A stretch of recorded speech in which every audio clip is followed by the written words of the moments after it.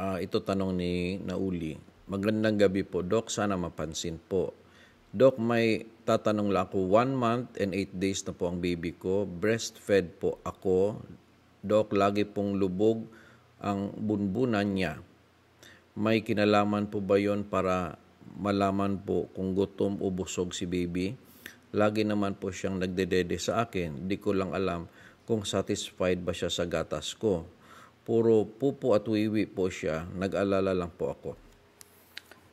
Well, yung bunbunan, no, dito ni baby, siyempre pag hinawakan natin yan, ibig sabihin mo is parang medyo malalim, no? Based on my experience, ang pinaka-importante na basihan ng bunbunan is kung may diarrhea, no? Very important 'yon. So kunwari may diarrhea ang baby mo, no? Talagang LBM, no? At lumalalim yung mata. At kung hawakan mo ang bunbunan talagang ay lumalalim din, then that could be a sign of dehydration. Ngayon, kung wala namang basa na pupo, yung diarrhea, kasi normal po sa mga 1-month-old na medyo semi-form yung pupo nila, lalo na kung breastfeeding, hindi po counted yon. Yung iba talaga yung diarrhea talaga, yun yung ibig ko sabihin. Pero kung hindi naman talaga diarrhea or LBM na basang-basa, no, talaga parang umaapaw sa diaper,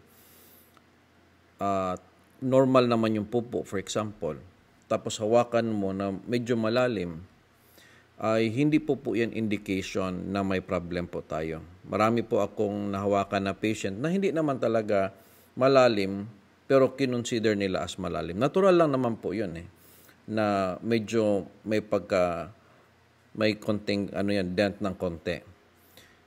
Kasi ang kabaliktaran din naman na ayaw natin is kung talagang lumobo yung bunbunan at matigas, which is napapansin po namin yan sa mga meningitis. So pag kunwari ay parang naka-ulbok tapos matigas, pero siyempre may signs din ng meningitis. For example, may lagnat, parang matigas yung leeg, iyak ng iyak, no, matamlay, ayaw magdodo, so may fever, yun, may fear. Tapos paghawak dito sa kanyang bunbunan ay medyo nakaulbok tapos matigas. That's a possible sign ng meningitis. Kaya kung hindi naman nakaulbok at medyo slight lang naman na nakadent lang ng konti, pero in general wala naman po tayong diarrhea, in general hindi naman matamlay si baby, malakas sumipa, malakas magdodo, hindi po natin kino-consider yan na problem. Pasalamat nga tayo na hindi kabaliktaran na yung nakaulbok at matigas na bunbunan. So okay lang yung medyo nakaslight lang siyang nakalalim.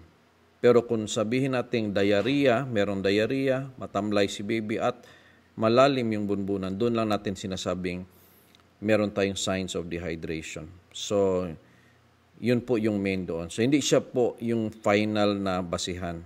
As long as walang diarrhea, katamlayan, healthy naman looking si baby, hindi po yun issue. Kasi ganun po yung bunbunan, sometimes nagiging super flat or slightly may lalim ng konti or slightly nakaulbok ng konti na malambot, okay lang po yun. Huwag lang yung nakaulbok na matigas. Yun po yung ayaw natin. So, on your part, nothing to worry po yan po. Thank you.